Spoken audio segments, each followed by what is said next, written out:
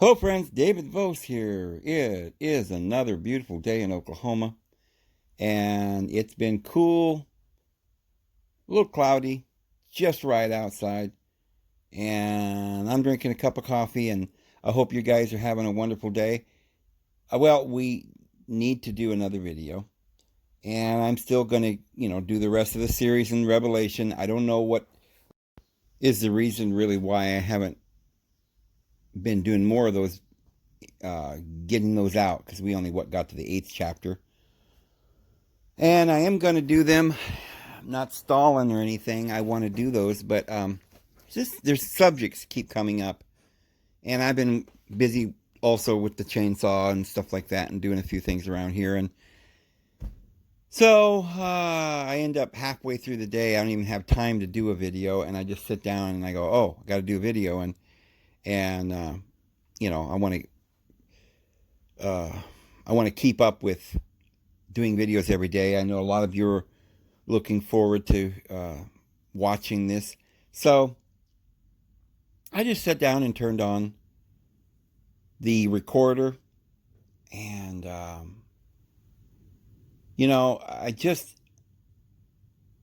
just think that we're living in some very amazing times. You remember we used to say that, we're living in very amazing time. Well, we didn't maybe say it that way, but this is the first time in my life that I would probably say we're living in the most amazing of times. Amazing, the most amazing, because we're going to have immortality. But yeah, it's still fearful times, troubling times. I mean, it's a time of trouble. I mean, of course, it's going to be some trouble. And the Bible says we're going to have trouble if we're in the world. All those who are Christians will be persecuted and will have tribulation. So, I think what I wanted to talk about today, I don't ever plan this out, but what sort of is stirring in my mind as we speak is a little thing. I think we try to answer questions. One of the things that we're trying to do is answer questions, discuss things, to see if we can determine what is the truth about some things. I've noticed a lot of people having certain questions that I've had in the past, and I think I think it would be appropriate to delve into some of these really tricky questions, because they're very, very interesting. Aside from why are we here, what is the real reason that all of this is happening? We talk about this being a prison planet. Is that it? Are there all kinds of planets in the universe, and this particular planet is just normal? Is this what's going on throughout the universe? It's like most of the planets are all reincarnation based, or it's this entire dimension. If you were to go throughout the galaxy and go from planet to planet, if you could find them, you'd find planets such as this somewhere along the line, somewhere in their evolutionary scale. And all of the ones who had made it out of this ring of fire, or the wheel of rebirth, perhaps they are immortal, and therefore that's in another sort of like a cocoon that's an immortal covering. Because remember, the Apostle Paul makes it plain that immortality is put on. So that's kind of like a cocoon. You put a cocoon on, and but in a cocoon scenario, you're nothing but a little worm, right? You go into a cocoon and you hibernate, and then you come out and you're a butterfly. But I don't think it's like that, because we're not going to put a cocoon on so we can. The cocoon's not our immortality. It's simply the cocoon, you might say, is this body that we're going to shed so that we can have this immortal body. So everybody that's living in the cocoon is living in hell, let's say. This is just an illustration. And so when Adam and Eve was in the garden and they ate from the tree of the knowledge of good and evil, which gives us the understanding that they had a destiny, right? Otherwise, they wouldn't have been tempted. Otherwise, they wouldn't have come. Like, you can't tempt a rock. The rock doesn't have that destiny yet. Not to say that that rock won't, the chemical compounds won't later become a more, higher compound or whatever, and eventually become plant, life or what. I don't know. Who knows, right? We don't even want to think about that. It's not important. But I'm saying animals aren't sitting around contemplating whether or not they're going to live forever. And so they don't have that kind of disappointment about, oh, their litter of puppies passed away and they're just depressed and postnatal, depression or something. They don't contemplate the world situation, the decline of civilization, or plan the future. They don't sit, if they're not planning a future, like, oh, me and Rover's going to get married and have a whole, like, several litters of puppies.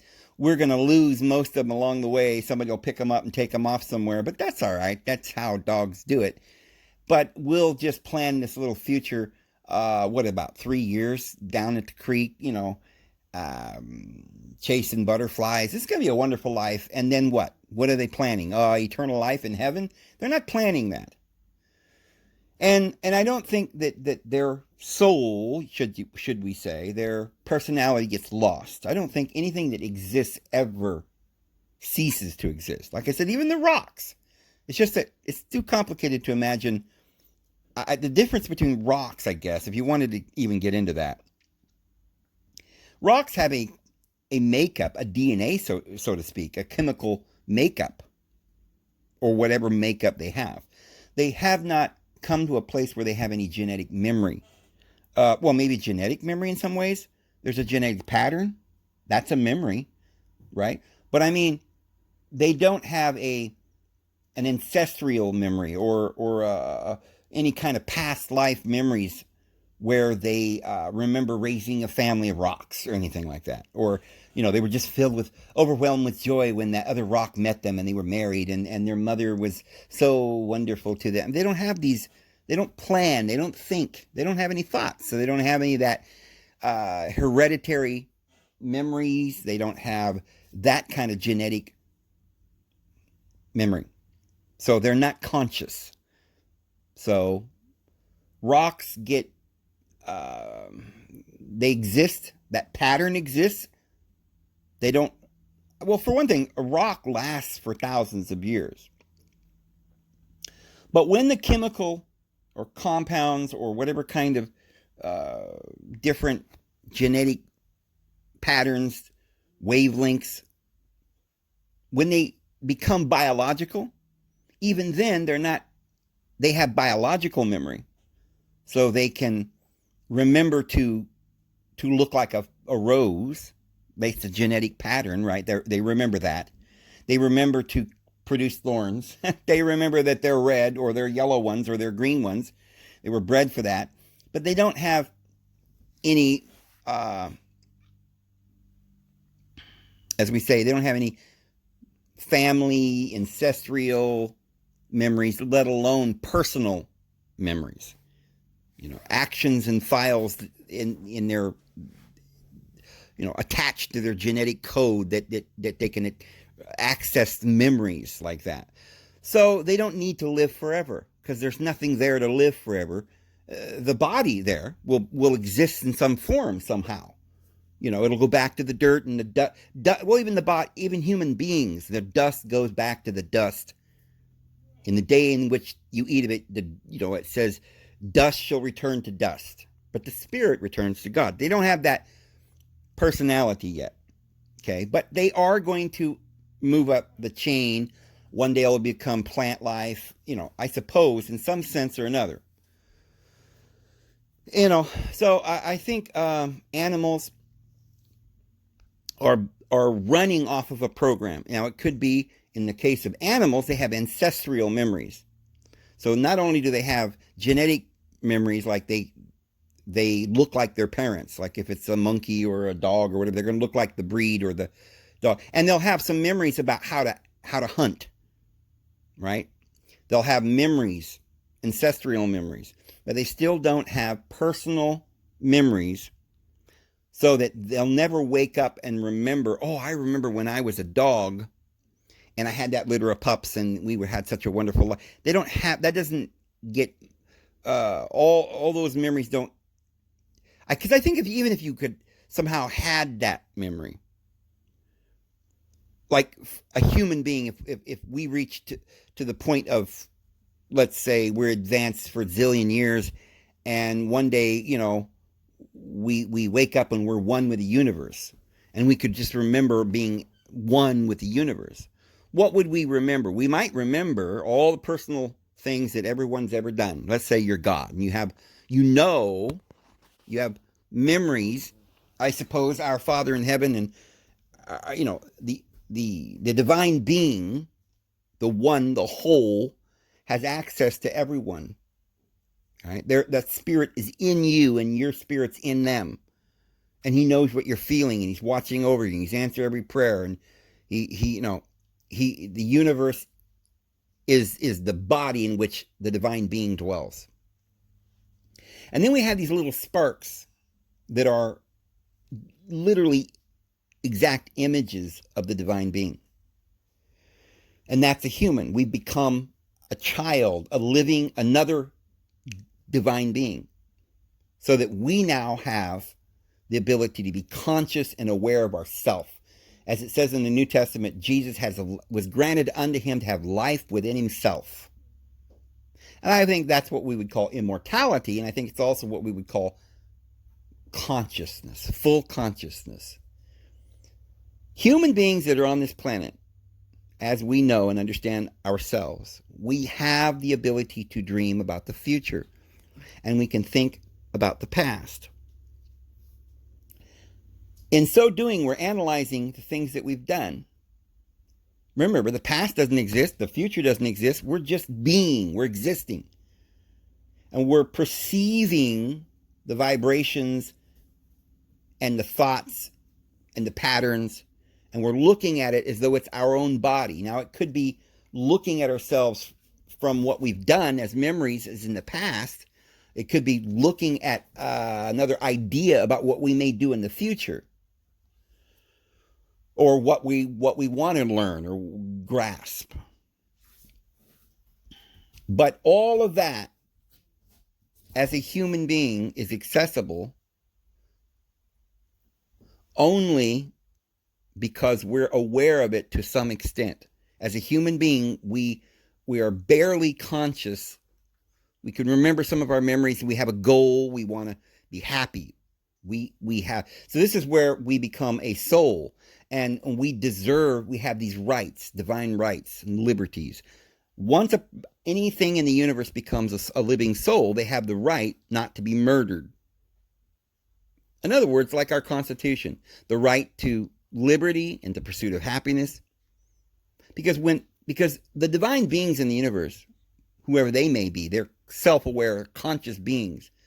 They know that they're separate from the rest of the world. Their mind is their own. They have they have an identity, their own pattern, but yet not just like the pattern of a rock, but they have this unique identity that wants to remain. They are conscious of their own identity. So they're able to look in a mirror and see themselves. Now, like the Apostle James, or I should say the brother of the Lord, James says some people look in the mirror and forget what sort of man they are. So they don't have that much consciousness. They see it, they're conscious of it. They realize that they're a glorious, divine child of God. Then they go away and they forget all that quickly. Within a minute or two, they forget their goals, their dignity, their life. And they go back off. And what do they go back off to? Well, that lower nature starts pulling on the animal nature that doesn't have those goals. That's running off of a lower program. As we said, maybe ancestral memories, instinctual memories. The flight fight or flight, as they call it. The program that was designed for them that they must follow, so that birds know how to fly basically from the moment they're, a few weeks old. They push them out of the nest and boo, they better fly. They learn real quick. This is kind of instinctual. And all these animals, a particular type of animal, will end up finding naturally the things that they need, the type of food that they need. You don't see coyotes building nests in trees. Maybe it's because they don't have wings, or they can't get up in the tree. But so a better illustration would be you don't see the certain traits of a coyote or a wolf. Not only bodily traits, the particular type of fur, the type of, they got 4 legs, they always have a tail, but also, they're more than just that. Like a rock just has that pattern, Well, now the dog's got some, biological things going on that makes it capable of doing amazing things. And some instinctual memory that they can function and live, and so it's a program. They've developed a program to do what dogs do, but they're not planning for the future. They're not consciously aware of, so when they see something wonderful happen, their puppy takes its first steps, they can get happy. I've seen little dogs wag their tail, they're happy. But how much of that is sort of an instinctual behavior? What kind of feelings do they have? Well, I don't think we need to say they don't have happiness. They probably do. I guess we just have to say it's in a matter of degree.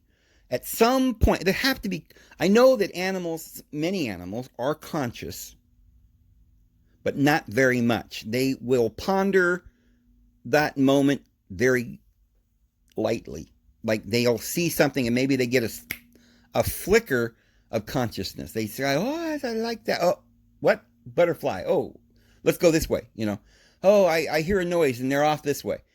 The program, boom, takes them away. They can't stay in the moment. They can't, you can fool them with a carrot on the end of a stick, right? You can fool a horse and make it follow the carrot. You can put a little piece of paper on the end of a string and drag it around. The cat thinks it's a mouse. They're not smart enough to stop and take in all of the facts around them, compute that, and say, this is probably a gag. Unless, I know some of you might think, well, they're just playing because they're having fun. They know it's not real. Okay, maybe they do. But they don't contemplate, is this real or is it not real? I think there's a program inside the cat that says, oh, you see because if you dangle something in front of a human, they don't always jump up. Sometimes they're like, nah, that's just a piece of paper. I'm too tired for that. Ain't nobody got time for that. Human beings will jump up very quickly when you say that somebody they love is in danger, or they're going to lose a business deal, or that, the love of their life is coming down the road. Man, they better get spiffed up within 20 minutes, and by golly, they'll find a way. Put their best jeans on. They know they can look into the future and think, well, that could be my wife coming down the road. I better look good for this date. So there's a lot more planning. There's just more. The state of a consciousness of a human being has reached a certain point where they are not just aware of what their programming is telling them to be aware of, so they can stay alive. Their body's saying, eat, or you're going to die. If that program inside them didn't say, you're hungry, you need to eat, they would just die. They wouldn't know to eat. Humans, they have that same program. You get hungry, but humans can say, no, I shouldn't eat right now because I need to pray and fast, because I need to have information. And so they're on a higher level. They can control that animal nature and shift their consciousness or their awareness to a purpose, a higher purpose. And I think that's what we talk about when we say love. Doing something for a higher purpose. You might call it duty. I don't know if that's a good word. Caring, compassion. That means sympathy, in a sense. Sympathetic. You feel what somebody else is feeling. You don't actually feel it. But you're one with something, with the things around you. You're becoming aware of not just yourself, but also, in a lot of ways, you're becoming aware of your neighbor and their pain. Again, I suspect animals may have this to some extent. For a slight moment, they have compassion. But you don't see dogs coming up with, crisis relief programs for the future when somebody might need it. So anyway, I think we beat that dog enough. I think we grasp that. This is where human beings are. If you want to know what we are. And you say, well, how does that fit with Genesis chapter 1, Dave? So our Elohim created the universe in 6 days. Well, that's it. If you look at what it means in these 6 stages, you see that our Father in heaven, Elohim, you see the stages. There's light, then there's a separation from the land and the seas, and there's animal life that begins, a conscious life, or some sort of life, animalistic kind of nature. The first thing that's born is fish. And then the Bible talks about the birds, and then it talks about the animals. And then finally, like a crowning creation, they make man. So you could understand that the way Christians have always done, that God came down and created it in 6 literal days. Why, I've heard people making pretty good arguments for that. For instance, Seventh-day Adventists have an argument. They say, well, it had to be 6 literal days, because if God had made the plants with flowers on the 3rd or 4th day, but he didn't make the bees until the 6th day or something, 5th or 6th day, well, that's several thousand years, according to some people, or maybe millions of years if you're believing in evolution. If it's gradual, evolution, if that's what it's talking about. Then how would the flowers pollinate without the bees for several thousands of years, or millions perhaps? Because there's people that believe each day was like 1,000 years, or each day was 7,000 years. Jehovah's Witnesses actually believe that each day was 7,000 years. I don't know. I don't think we want to get into how or why they believe that. They start off with Peter saying a day of the Lord like 1,000 years. But they also talked about putting all those 7 days as one day, the day of this or the day of that. And they think that all of human history is 7,000 years. And so each day, and they think we're living in the 7th day. This is in a nutshell why they believe that. That Adam was created at the end of the 6th day. And then, once he was awake and Eve was made, then that starts the 7th day. And because there's a couple of verses that says, you will not enter into my rest, which is the Sabbath. And from that point forward, we haven't entered into that rest, which is the Sabbath. And that's been, thousands of years. So one day has to be more than a few thousand years. And they have concluded it's 7,000 years each day. So they think that the entire time from the beginning, when God began to create the world, they think it was 49,000 years all the way to the end. And we've got 1,000 years to go in the millennium. And they think it's been 6,000 years since Adam. Well, that's interesting. But it's not true that it's actually been 6,000 years since Adam. We don't really know how long it's been. And I believe also in the astrological ages, which each age is a couple thousand years. And we've gone into all of that before, and I don't want to veer off into that deeply here. But I'm just saying that there are people that believe that each of the creative days might have been more than just a day. Well, Seventh-day Adventists say, well, that can't be, because if Jehovah's Witnesses are correct, then God would have made flowers on the 3rd day and bees on the 5th or 6th day. I don't remember which day it was. And therefore there would be, 7, 14, 20,000 years in between. And, there's no pollinization. So the world has an ecology. It has to exist together. And the only way that could happen is it was literally 6 days. The plants could go without pollinization for a day. So it was literal. All right, that makes a lot of sense. Except that not really, because you can't really imagine God as an anthropomorphic being flying down on his chariot or something to the earth. Remember, he just created the whole universe in 6 days. So, that would throw out the observable scientific evidence that some stars are bigger. They look like they've been around longer. We've got geological evidence that the Earth's been here for millions of years. We got a lot of evidence, and we don't need to go into all of it. But assuming that we don't believe our lying eyes or any science at all, we just completely don't believe any science at all. We say, well, it's got to be 6 years, 6 days because the Bible says so.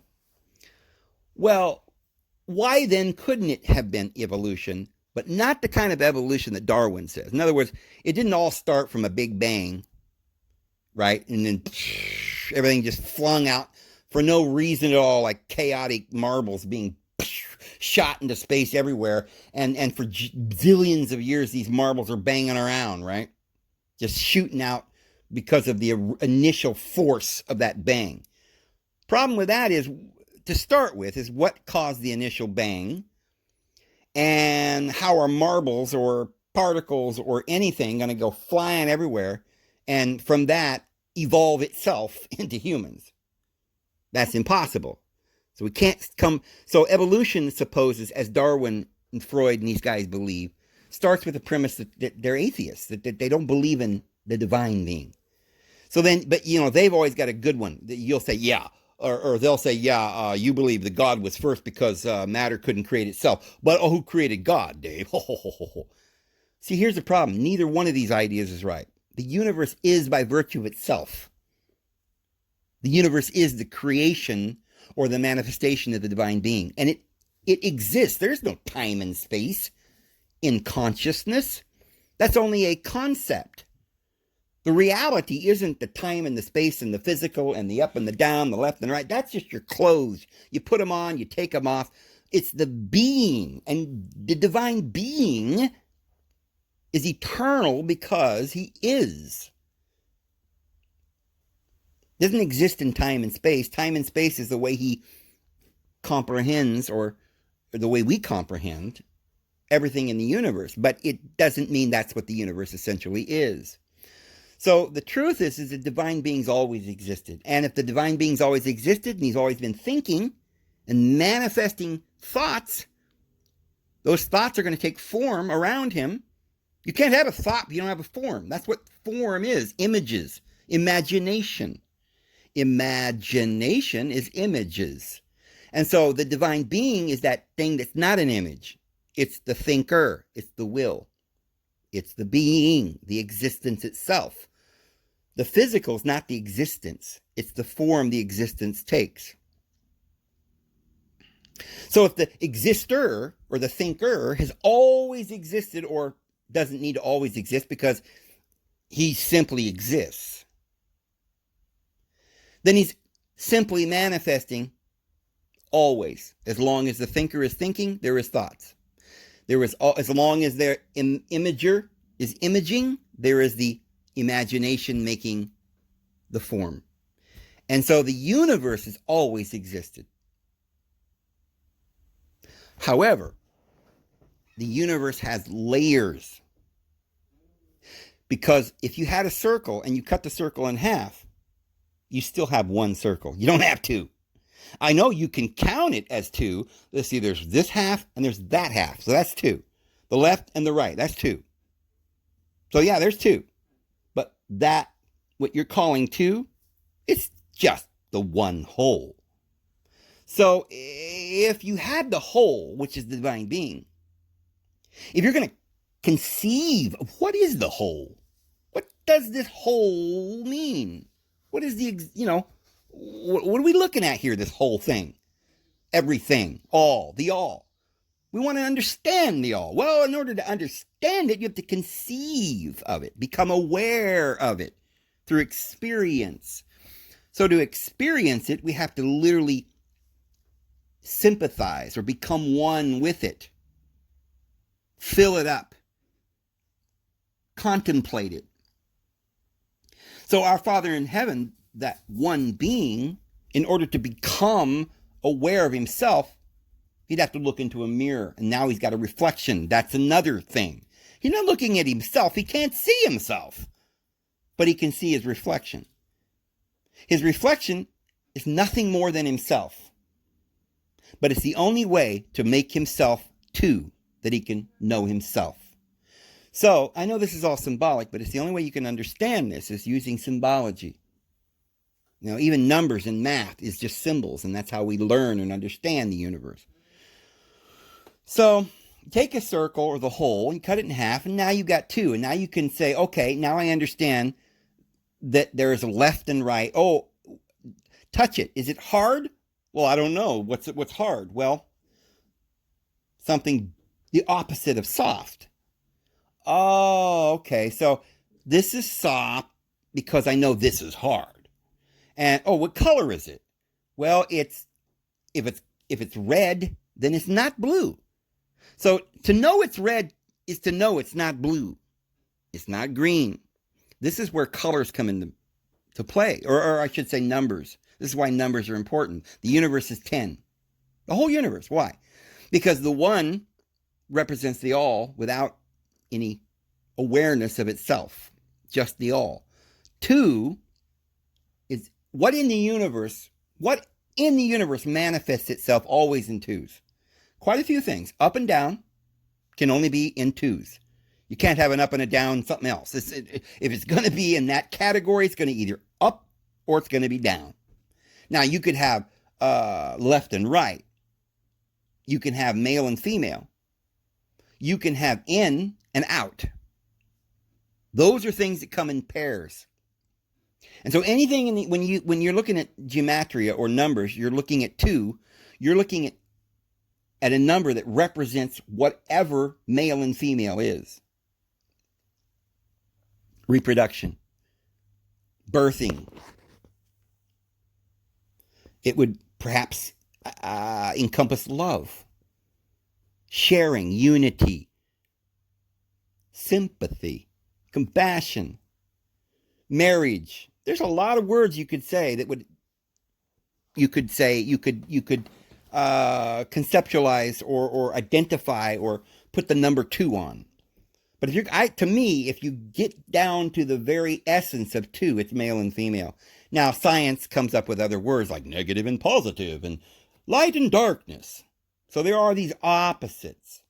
But ultimately, it really is just the 2.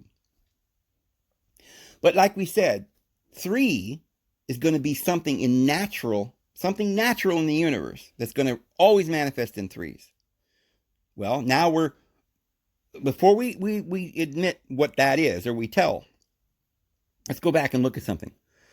If you're going to put a chalkboard up there, or whiteboard, say, and get you a little marker.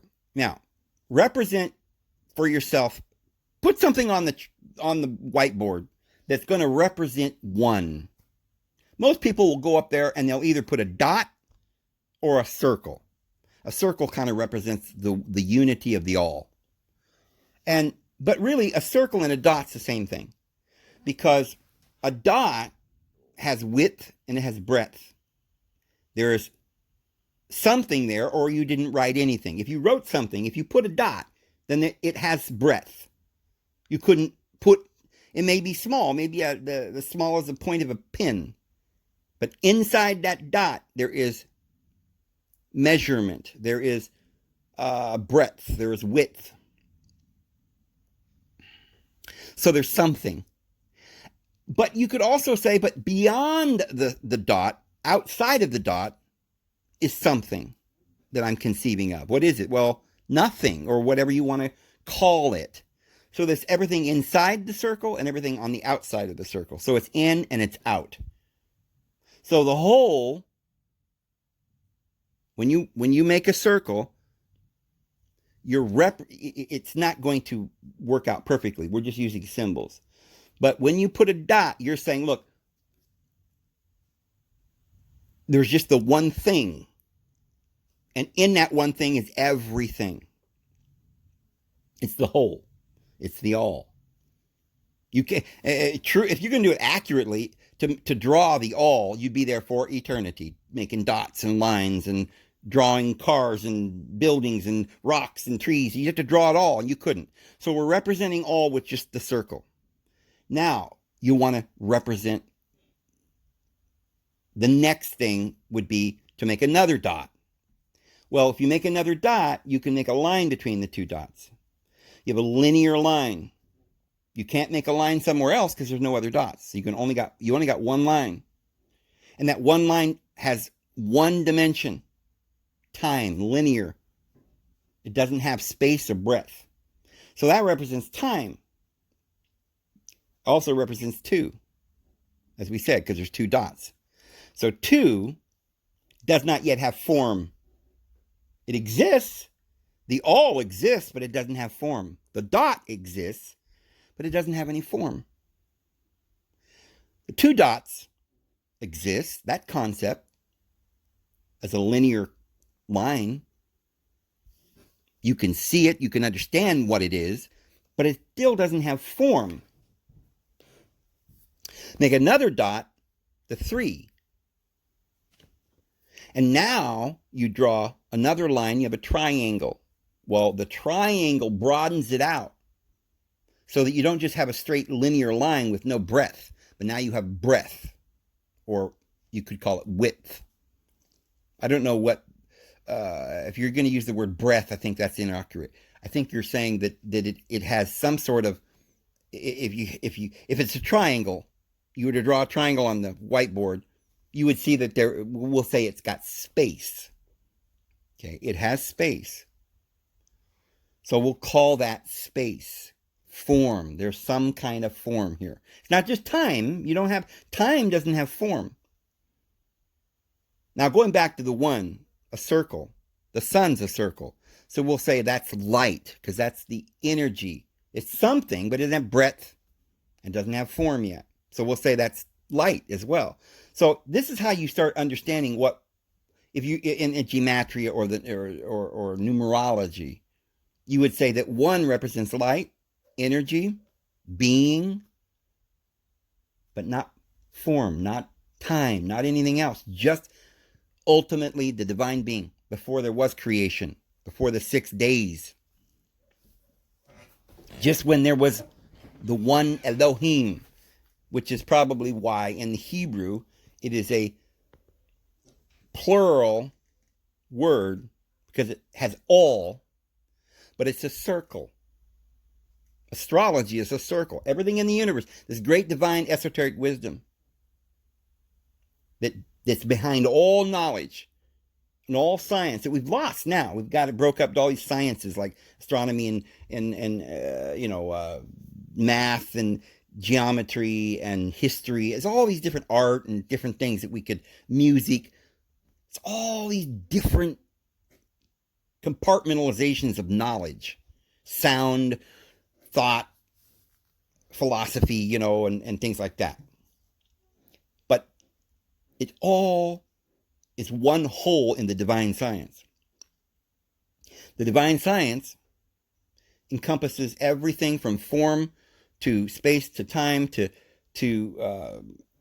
everything you could want to know. If you could learn what we're talking about right now, it's like, if you know calculus, then you could invent computers. Like, look what we've done with computers. We can recreate the universe with calculus, right? Another hologram that looks just like another universe. And you can enter into it like a computer game and become one and think it's, have sensory perception, think you're really there. It's all consciousness, but you got to have the science. You got to have the calculus. And these doofuses they're very bad people, they've got a hold of some very powerful information, which, we're already in 40 minutes and I'm not going to get to the point here. I'm not going to be able to get you guys to the place where I wanted to get you probably. We'll try. I doubt whether we're going to get that far. Because I want to show you who these beings are that think they have this power to create these holograms and all of this Borg that they're putting us in, this whole system with the phones and everything. So we'll try going a little quicker here so we can get to some of these points that we wanted to make. But the basis, the foundation of what we're talking about, we needed to do this. So we need to understand there's this science. So what we said was that 3, what in nature, in the universe, that you can look out there and see that it always comes in 3s.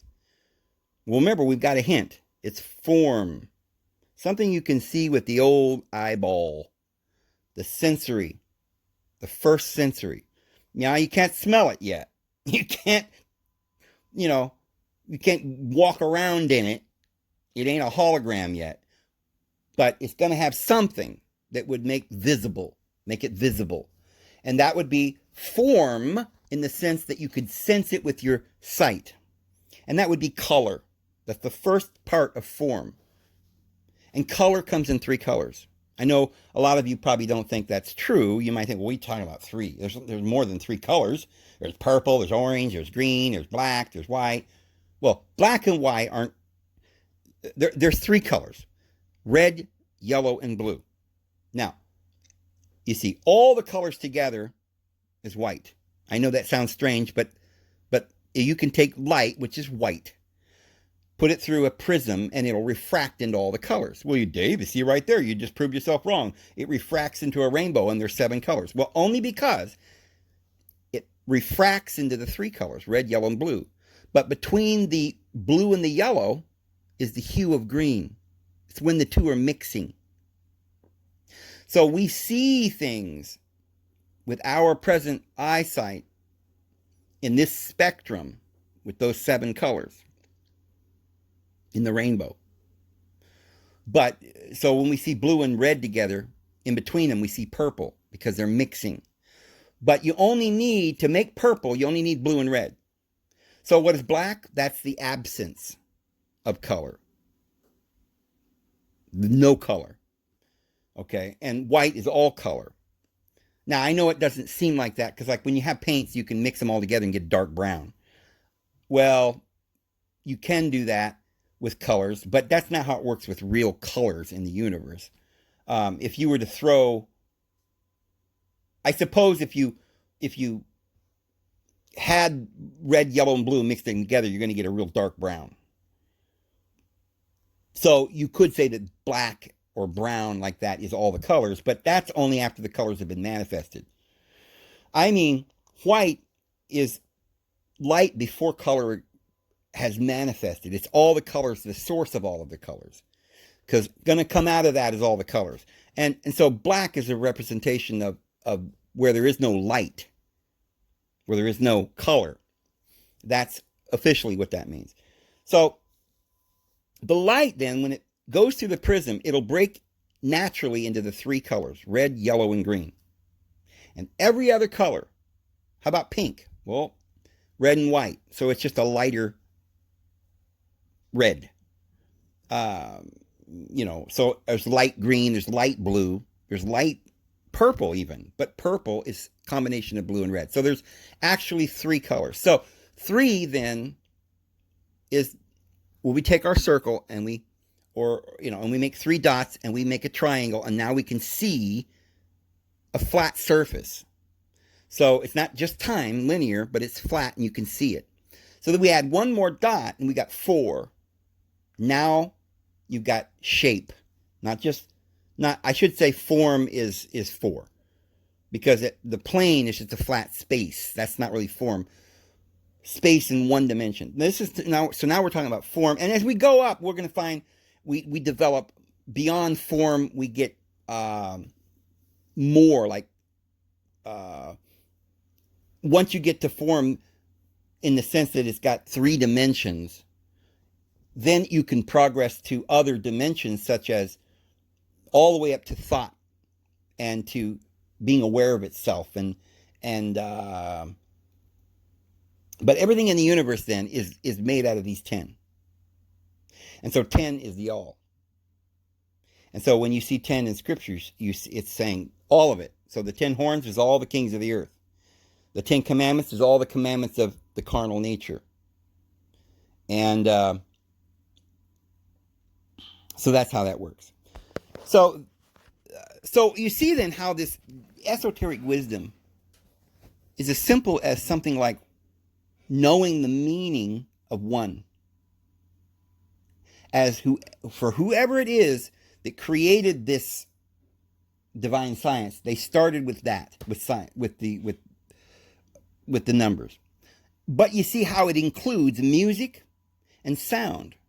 Remember, sound has 7 notes. Fa, sol, la, ti, do, re, mi. See? And then fa, sol, la, it goes back. There's 7. So there's 7 notes. So see, and it just manifests. So hearing manifests in 7. Now, once you know that, and then you begin to understand why that's true, you, as a philosopher, if you really meditate on the word, you can become a genius. This is how geniuses are really made. Because an animal can't do this. I mean, firstly, because they don't have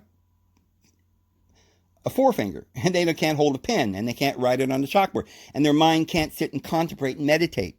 So the fact that we can meditate means that we're conscious, like a divine being, capable of using the divine science to create and to invent and to imagine our own world.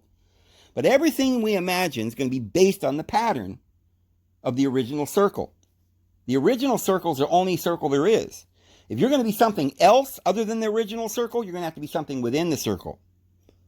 So the male and the female is part of the whole. You can't have one without the other. I'm sorry. Now, you might be able to come up with an idea and say, well, I hear somebody say, well, women are more important because they're beyond, they're before. Well, under the carnal nature, the man is created first and the woman is made out of the man. But the Apostle Paul says is that in Christ, there's neither male nor female. Neither is the man without the woman, nor the woman without the man. Because though the woman came from the man comes from the woman's womb. So a man can't exist without the woman. So in the sense of creation, in the sense of all there is, the left and the right, the up and the down, they're both, in Christ, they're both equal. They're equal parts. And of course, that's what it says in Genesis chapter 2 and 3, where Yahweh says it looks like in our translation that he took a rib from Adam and made Eve. And people say, oh, well, that's why, she's less than him, because she's not half, she's just a little rib. But really, it doesn't say rib. That Hebrew word is half, side, opposite, literally opposite end, the other side.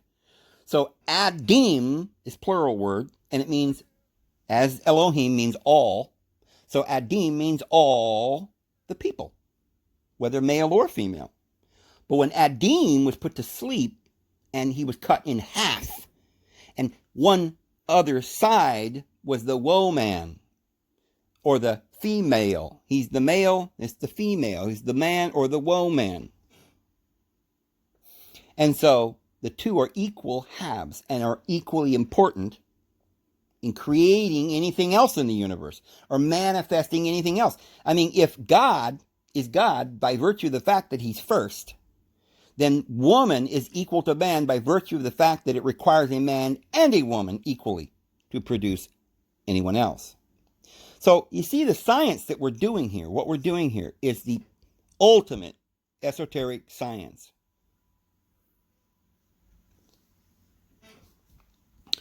So the whole is eventually cut up into what? Everything. Well, you can't just go from cutting it in half to everything. See? So we have to have a science. So it goes to what? 12. It goes to 12 and it stops. Well, why is that? Because in the 12, there are 3 deacons. Now you've got your 3. And the 3 and the 12 make 72. And 7 and 2 is 9. And everything that times by 9 comes out to 9. 9 times 1 is 9. 9 times 2 is 18. 1 and 8 is 9. 9 times 3 is 27. 2 and 7 is 9. It don't matter whether you times it or add it. 9 times 9. Because 9, like 3, is a sacred number. As all numbers are sacred. But it's a very profound number that tells us the depths of some mystery that if we were to have time, we could sit and talk about just that one mystery and explore the universe just by understanding and meditating upon that one word. Because that's how you get intelligent, by meditating, but you have to have tools. You're never going to figure out a big problem without calculus. Some huge mathematics, you can't do it just, without the tools, without knowing the structure, the math, the science. And this is the science. You must know this science to become a god. And so therefore human beings this knowledge has been kept from them. It's the tree of life. And on this tree is a circle, and there are 12 houses. And there's 360 degrees. 3 and 6 is 9. So 9's all the way around. And then you go to 1 again. And inside the 12 is every other number. So there's 7 days in a week. And there's 52 weeks in a year. 5 and 2 is 7. And there you have the entire thing, which is why we go 7 times 7 is 49. And then after you have a jubilee, it's over. All the numbers fit in there. Now, that's just the math part of it. But as we said, each number has a quality. So this is why we go from 1 all the way to 9 and understand their qualities and what they're talking about, what their essence is, by virtue of not just because we made it that way in our mind, but because that's what it is. It represents literally, there's no other way the human mind could conceive of 1 except for 1 dot or 1 circle. Either way you draw it. There's no way to conceive of 2 other than the 2 dots, or going further than grasping male and female up and down and all that. And we can go through, we get to color, and we get to space, and we get, had time in there, and all of it's together. And we comprehend the universe. Wow, we're almost an hour, and we haven't even gotten close to what I was going to talk about. So eventually, what I want to get to here, if we were to carry on this kind of thinking, and I don't know that I want to do a series in this, so this is kind of strange because we're not going to get too far in this whole process of thinking if we only do one, because I'm almost done here. But I wanted to share with you the fact that this goes beyond just understanding the universe and who we are and whether we're going to live forever and all that. Because that's it. This science is going to tell you that you're going to live forever. It's going to tell you who you are, who God is. So it's in everything in the circle. At some point around the circle, you've got up and you got down, right? So where do you start the up? Well, the up is the light and the down is the darkness, according to the esoteric wisdom. The up starts in spring, or 6 o'clock in the morning when the sun comes up. That's how we do this science. That's how the chart is drawn. It's always a circle, and there's always 12 houses. And the first one is Aries. Now, Jesus Christ died on a cross, which the Hebrews call Passover. They called it that because the sun passes over on the spring equinox and is born. And there's a certain crux or cross where for one moment the sun stands still. Remember Joshua, and he said the sun stood still? See, there's just one moment where it's neither light nor is it dark. It's not dark because you can see the sun coming up over the horizon, but it's not come up yet, so that it's not even light yet. It's just hazy between. And that is when the Son of the divine being, hangs upon that cross. There's actually a couple crosses. There's another one on the other side, over in Libra, in Virgo, between Libra and Virgo. And in the sky, we have a southern cross and the northern cross. Because you see, at the spring equinox, life, consciousness, all life, in its conscious form, in its divine crown, the divine crown of creation, which is always being manifest, but the seventh crown, or the seventh layer, or the highest form of consciousness, which is man. Remember what the Apostle Paul says in 1 Corinthians 15:40. What is the resurrection? He says, well, God gives it a body as it pleases him. He gives some the body of a fish, then the body of a bird, then the body of a male animal, and then the body of a man. Those are 4 things, because 4 would represent something in its lower, as we said, form.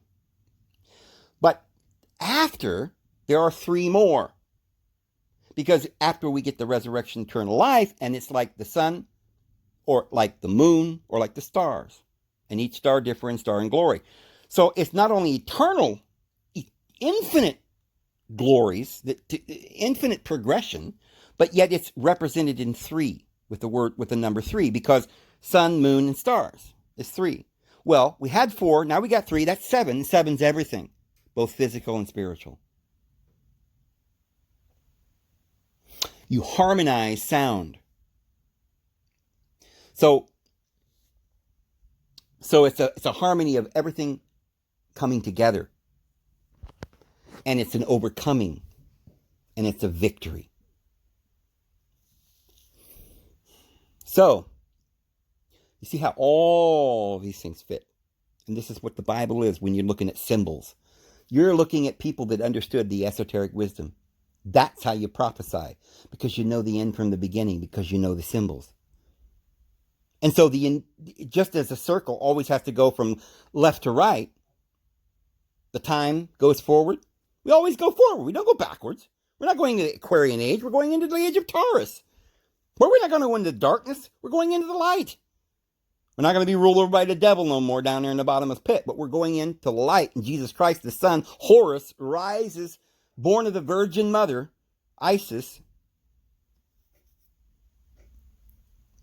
and rises from the east and shines all the way into the west. So shall the coming of the Son of Man be. And every eye will see it.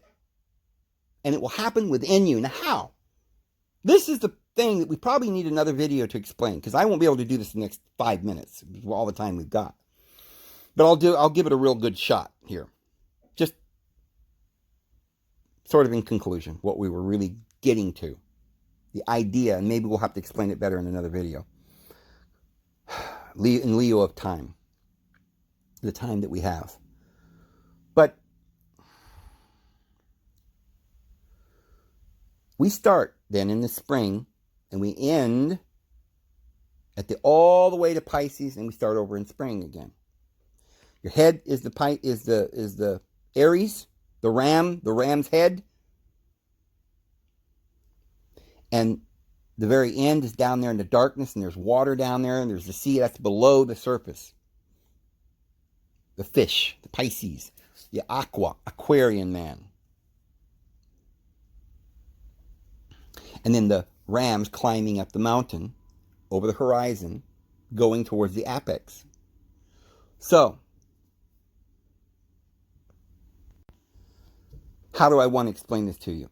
Let's take it from this point of view. Remember when, I don't know if you guys, I've talked about this in some other videos. I recently was explaining this to somebody else. But Hitler, and this was 60 years ago? I don't know how long it's been. He had these young women.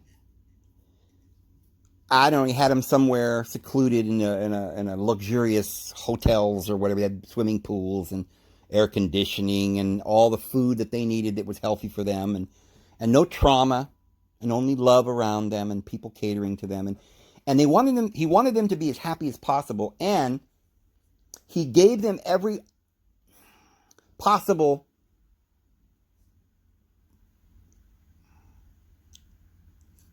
scenario to encourage that higher consciousness in them, and opened up, perhaps with some herbs. Not sure how he did it, but these young girls, they would look for those that might be gifted. And if somebody was gifted, they could reach a higher plane in their consciousness. See, by the same token, you could take people and kick them and murder them and put them in prison, which is what they're doing to people in the inner cities. so that your pituitary and your pineal gland does not open and you do not have conscious awareness of the higher self. But these girls were allowed to have that access, and then they watched them and they encouraged it, and their minds were able to freely receive from higher consciousness, and they began to receive conscious enlightenment. And they told their scribes that they were getting information from Aldebaran, a star called Aldebaran. Well, what information was Hitler after? He wanted to have technology, advanced technology. He wanted to build a ship, a bomb, the phone, the internet, whatever. He was looking for power, and he didn't have it.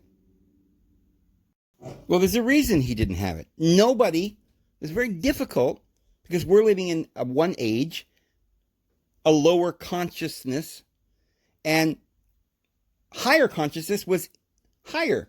So therefore, in an age which was what? Future. So if you're going to get higher consciousness, you're going to get it from the future. What did we say? Where is the future, Dave? Well, it's not in time and space. It's in your consciousness. And we understood by numerology that that's a symbolic problem to solve. You can conceive and understand with the science. So where was Hitler in the scheme of things, or all of mankind 60 years ago? We were in the age of Aries. Well, everybody in that age is going to be together. We're all going to go to the harvest. We're all growing up together. So we're all going to be about the same height. You go out in the field, you see all the corn, they're all about the same height.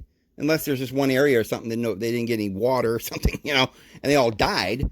But, as long as you give them pretty close to the same amount of water and sunshine, all the corn grows about the same time. So mankind's been growing up together. We all have the same consciousness. In order to get higher consciousness, we've got to go into the future, where we're what? Where all of mankind in the future are far, far advanced. So in order to have inspiration, we have to go into the higher, which means we go into the future. Because you see, the people, the beings that live in the future, they're us. We're the only beings. There's only one divine being, and we're all part of that one divine being. We all have access to the same knowledge. So Hitler wanted to know the future. He wanted to know what he could bring back. Remember, you've heard the story about John Trump, who may have gotten information from Tesla. We won't go into that. We ain't got no time. We're already done with our time here. We got to wrap this up. So I can't go into that. But some of you may remember John Trump got the papers of Tesla, and he says, we have determined, he probably learned that there is a way to have time travel or something. Well, it's the same thing that Hitler was working on. These people, about that time, right around the war, they were trying to find a way to get power over other people. And they had learned that they've got to have higher consciousness, but they were abusing it. They weren't getting higher consciousness so they could be happy, so they could make mankind happy, but to abuse others. So they had to find a way to get into the future to see what people were doing in the future. And that's how they do it. There is no other way to have time travel. It's all about consciousness anyway. A wormhole maybe? Well, yeah, in a sense. We ain't got time to get into that. But, so what John Trump was doing for our government, which probably was handed down through a certain individual group of people and now is in the hands of Trump and perhaps Elon Musk, which has now got a company named Tesla. Anyway, I digress. But this ability to go into the future is really simply what the apostles were able to do 2,000 years ago. It means to prophesy. It means to know who we are and the coming of the Lord, which is in you, the hope of glory. Because we are essentially going to be that which is the higher and shed the old dark. We cross over, we go into the light. And that there are two of these certain beings. The one being is the dark sun. which is the Yahweh, the I am, vengeance, I am jealous, this kind of thing, the carnal nature. The higher sun is the bright sun. See, when the sun goes down over the horizon, it goes dark. They talked about that as Saturn in the ancient wisdom, or Apollyon was the sun on the bottom of the wheel. So this is why he's called Apollyon in Revelation 9, and also Abaddon, which is Father Adon or Adonai, Yahweh Adonai. And so he's got the pit, the key to the pit, or the key of the abyss, or the bottom of the wheel. Jesus has the key of death and Hades, because he went down into hell and conquered it, and now he's opened it up, and we're going to go into the light. So we're going to go from Aries up. Well, remember what I said is they were getting their information from Aldebaran. Aldebaran's in Taurus. This is absolute proof, friends, that the future, the technological advancement that we're all wanting, is in the future. And we're in Aries. Remember, it's 2,000 years. Christ started Aries. At the end of the age, we're going to go into Taurus. And the next age is going to be the age of advancement and love, and harmony, and amazing things. Well, Hitler tried to get that in advance. And so there are other ones like John Trump that might be as a counteractive measure, because perhaps, according to the story of Baron Trump in his wonderful journey through the underground tunnels, or whatever that book was called, which describes everything that's going on and says that Trump will be the last president in his Fifth Avenue tower, and that there will be riots and the end of the world, and that he had to go to the future and bring back this amazing information to save us. Because, you see, we always got to go to higher consciousness to save ourselves, to deliver ourselves out of this wickedness. So anyway, it's an hour and 7 minutes. I'm going to probably have to just kind of bring it to a real short close here and not get into this anymore, because we're all way over an hour. But suffice it to say, it's interesting that what we're finding out here is that the future, the people on Aldebaran, that they were getting this information, these advanced beings, the Pleiadians, that's us. Oh, buddy, that's us in the future. It hasn't happened yet, because there is no time and space. We are the world. We are the world. We are the children. Yeah, it's gonna be a brighter day. Yeah, it's all true. So remember the Annunaki. Who were they? Well, they had something to do with Sirius, the dog star. And that's in the age of Aries. And so, yeah, not only are we the Pleiadians, we're also the Annunaki. That was the age of a long time ago. I think I can stop here. I'll tell you something. What we really probably will do is do another video on this real soon, maybe the next video. Well, we're going to get into who is the serpent seed, who is the who are the people of the serpent, supposedly have all the wisdom, the ancient ones, because there's a teaching going around that says that the serpents are really the good people. Remember, we talked about the dragon or the serpent, same thing. The Bible says that the dragon is the original serpent. Who are these original beings? And why are they after the woman? And is it the people that put the eagle on their flag? Are they the good people? Remember, the eagle kills the serpent. And I've said that the eagle is the spiritual. The serpent is the carnal. Christ killed that serpent on his flesh. He crucified his flesh on a cross. And just as Moses lifted up the serpent on the cross, that everybody who looks at that will be saved. So everybody looks at Christ. So the serpent is the carnal nature, the DNA, the old, something that whispered to Eve in the garden. We're going to get into what that is, who the serpent people are. That ancient, is that Atlantis?